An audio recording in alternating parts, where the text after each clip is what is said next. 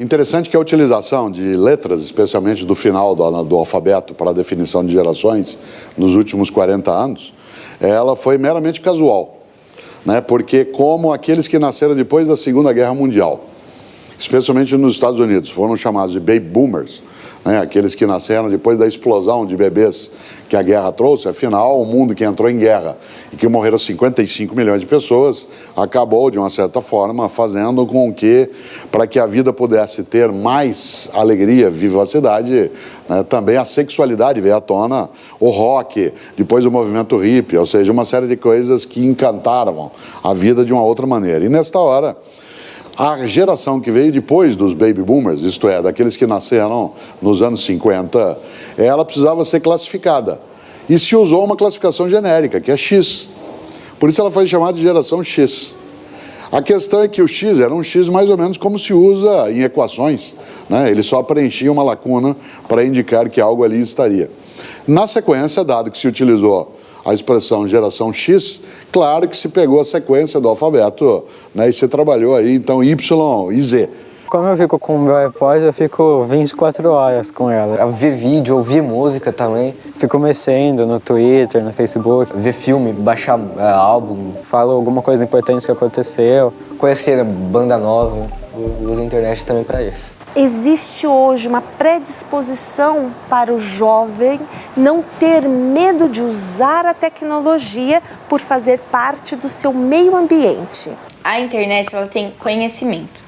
A internet é um livro, né? Um livro, um jornal, tudo vira internet ali. Eu acesso na internet alguns sites de conhecimento, mas assim, uma que eu entro mesmo por entrar e leio a matéria inteira com gosto é o site da Capricho.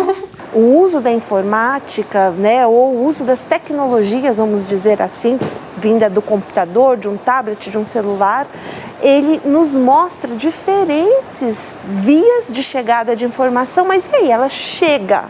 A informação, nós temos que pensar claramente nisso, a informação não é conhecimento. O que eu mais faço assim na internet é vejo videoaulas, tutoriais, muitas vezes cursos online, para estar dentro dessa área assim mesmo, dos meus interesses e estar em busca de conhecimento nessa área, assim, de tudo que realmente vai fazer uma diferença na minha vida, assim, que eu realmente vou aprender e vou poder pôr em prática na vida, na carreira profissional. O pessoal fala texting, né? Eles preferem digitar, preferem escrever, mas assim, rápido, coisas super rápidas, do que falar. Assim, eu costumo me comunicar com minha mãe mais pelo celular mesmo. Facebook e o Twitter. Alguma foto no Instagram. Tem o Tumblr, que eu gosto bastante. E eu vou conversando com as pessoas. O ESC-FM, que eu também vejo dos outros. Tem também o Skype. Porque às vezes eu chego, por exemplo, e já vou direto pro computador. Esqueço lição e tudo. Aí a hora que eu ver é 4 ou 5 horas da tarde, assim. Às vezes eu tô aqui no quarto, ela tá lá no outro quarto, eu mando mensagem pra ela. Então, a tecnologia tá aí, não há volta, né? Eu acho que é daqui para frente cada vez mais, né, de um avanço tecnológico e que nós temos que saber realmente a melhor forma de estar usando isso. Geração Z, ela tem grandes pontos positivos, ela tem noção de instantaneidade, velocidade, senso de urgência. E ela tem um ponto negativo muito forte, que é a ausência de paciência. Paciência não é lerdeza. Paciência é a capacidade de deixar maturar uma ideia, um afeto, um projeto, um negócio, um estudo. Isso significa que pressa é diferente de velocidade. Fazer velozmente é uma habilidade, fazer apressadamente é um equívoco. E desse ponto de vista, algumas dessas formas de antecipação, de precocização, elas acabam gerando uma ausência de maturidade, né, em alguns processos. Daí, um dos exercícios a ser feito é exatamente o da paciência. O principal educador é fazer com que o jovem da geração Z ele se motive para entender que escolarização é um pedaço da existência dele e que educação é a vida inteira. Na escola você tem vivência, relacionamento social, aprendizado em relação a valores, solidariedade social, capacidade também, claro, de acesso ao conhecimento letrado. O que eu mais gosto na escola são os amigos. De estudar eu gosto só de história um pouquinho, geografia, agora de matemática, inglês. Ixi. A escola pra mim é difícil, ao mesmo tempo é muito bom. As coisas que eu gosto mesmo da escola é a amizade, a turmação que a gente tem entre os alunos e os professores. Tem essas pessoas que não gostam de estudar, como eu, assim, e tal, mas é muito importante o estudo hoje para você ser alguém na vida. O desafio é fazer com que o jovem entenda que a motivação não é algo que vem de fora. Como a gente usa sempre a frase, motivação é a porta que abre de dentro para fora. Você não pode motivar alguém, você pode estimulá-lo para que ele se motive. E, portanto, que ele mesmo abra essa porta. A escola é um espaço de saber, né? Que é um espaço de saber diferente do saber que vem da mídia, do saber que vem das redes sociais, do saber que vem da família, do saber que vem de outras instituições, né? Eu acho que aulas mais interativas, por exemplo, com iPad, com computadores, eu acho que assim acaba aprendendo mais a nossa atenção, da nossa geração, assim. Mas a escola também não pode perder a sua especificidade, ela não pode ser igual à internet, igual à televisão, igual à mídia em geral. Acho que a gente fica mais ligado nas coisas tecnológicas do que com o próprio professor lá falando. A escola está trazendo esse contexto para dentro dela, mas a velocidade é diferente daquela velocidade de obsolescência, por exemplo, dos aparelhos tecnológicos e dos aparatos tecnológicos. Tem coisa que a internet não vai explicar pra gente. Tem essas coisas aí de aula à distância, que o professor dá aula e você assiste pela internet. E as suas dúvidas, né? Não vai dar pra você parar assim o vídeo e perguntar. Os nossos alunos são, boa parte deles, do século XXI, nós professores somos do século XX e os métodos são do século XIX. Existem 3 séculos aí em colisão, é preciso modernizar e a modernização não vem só pela tecnologia. Não é a tecnologia que moderniza uma mente, é que uma mente moderna não recusa a tecnologia quando ela é necessária. Na escola mesmo a gente vê, muitos alunos eles estão com celulares, na faculdade, computadores, essas coisas, né? O professor chega para você e fala, você tem que fazer um texto manuscrito de 2 páginas. As pessoas, não, professor, deixa a gente digitar. Ela vai fazer uma pesquisa, ela acha que basta ela dar uma googada, né, e a pesquisa está feita. A gente clica, digita lá no Google e a resposta vem informações, milhares de informações em microsegundos. As pessoas não querem mais procurar pesquisar.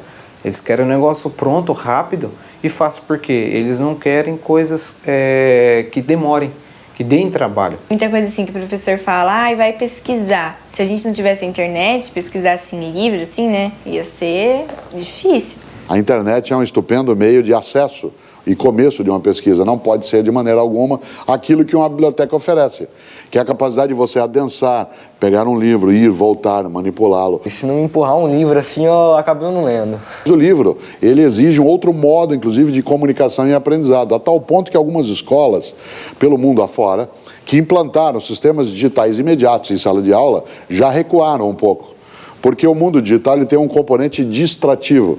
A pessoa presta mais atenção na imagem do que no conteúdo que o som expressa.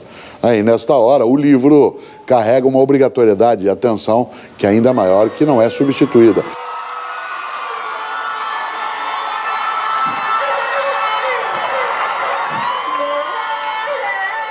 Essa geração hoje, ela precisa ser disciplinada um pouco pelos pais. Disciplinada não é espancado nem agredido, mas é trabalhar com a noção de que há fronteiras. Fronteiras não são barreiras, são apenas os lugares que a gente precisa cautela ao atravessá-los. Porque é uma geração que muitas vezes não ajudou no trabalho doméstico, nem fez a própria cama na hora de arrumá-la, de que o pai e mãe, porque se ausentam muito, ficam com consciência culpada. O grande problema hoje é criado pela própria família, é a questão de não saber dizer não. A grande questão é que essa geração é filha de uma geração que não sabe dizer não, porque é uma geração também que não ouviu muito não. Vai, amigão, vamos descer, vai! Vamos descer! Parou de tacar as coisas! Vai lá, amigão, desce aí! Enquanto você não descer, não tem mais som! Você quer comédia, palhaço? Você quer comédia? Vai lá na Zé, malandro! Deixa eu curtir a música!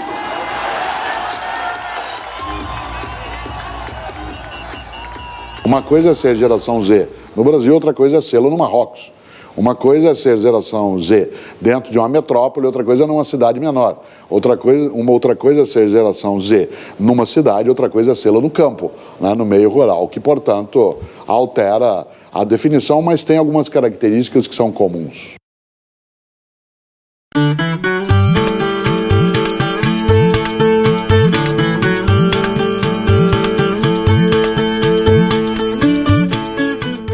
Acordo 5h30, aí eu tomo café, escovo e vou pro ponto. Aí o ônibus passa 6h30, aí a gente vai, chega lá, quando dá 7 horas a gente entra pra sala e vai pro recreio e só sai às 11h45.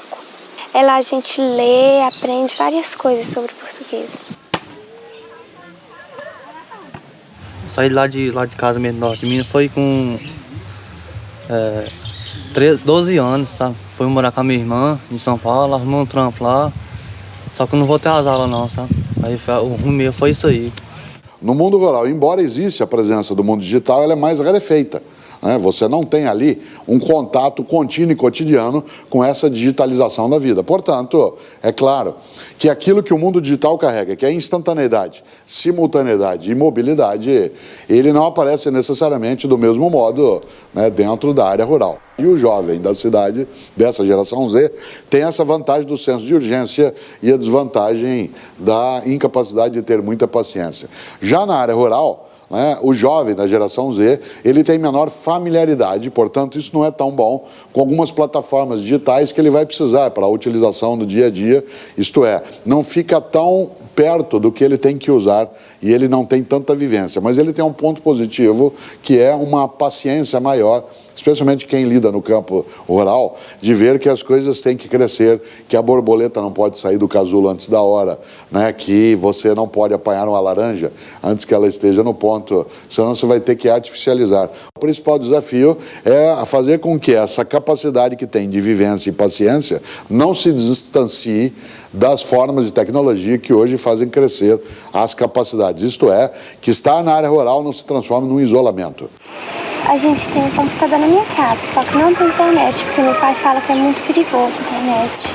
Porque a internet ensina muita coisa errada, né? Daí a gente tem medo de colocar a internet e ser pior para eles mais tarde, né? Nós temos que ver que a concepção de família na zona rural, ela é diferente. O pai está muito próximo, a mãe, é uma constituição de família centrada nos pais. Existe esse respeito muito grande imposto ali pelo momento e o ambiente que eles vivem.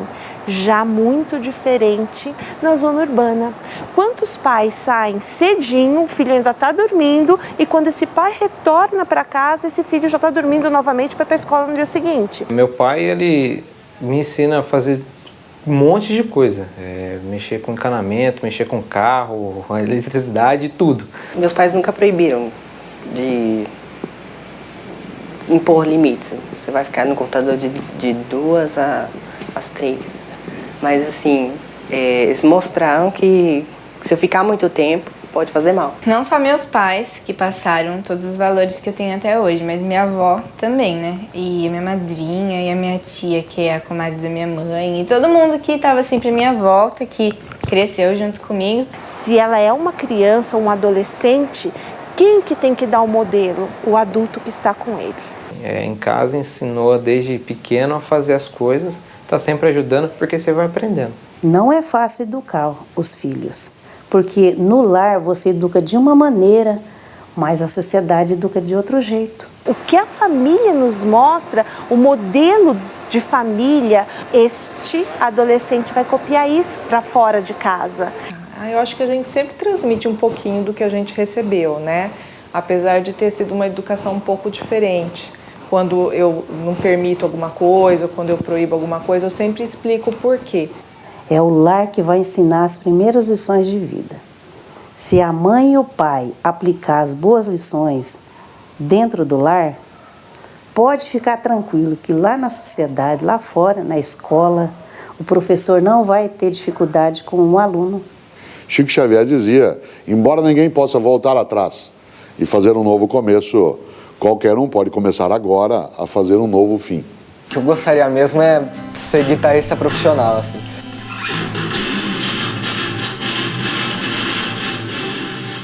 Tem a dança que eu faço, que eu amo, assim, é minha vida, eu dedico tudo ali. Voltar às escolas, para fazer uma faculdade, para ser professor. Um serviço mais suave, para gente crescer, sabe? Casar, ter filho. Agora eu tô pensando mais em ser arquiteto, porque eu acho muito legal construir casa. Um dia eu pretendo ser animador mesmo, profissional. Já tô nesse caminho, mas trabalhar para um grande estúdio, assim, de animação, tipo Disney, DreamWorks. Fiz engenharia elétrica na Unicamp. E eu quero seguir nesse ramo. É muito bom, igual a Joyce mesmo. Ela disse que quer ser professora, né? Porque ela gosta muito de ler. E nesse sentido, a juventude de qualquer idade se mantém quando a gente é capaz de recomeçar, reinventar e fazer um fim que não estava no começo.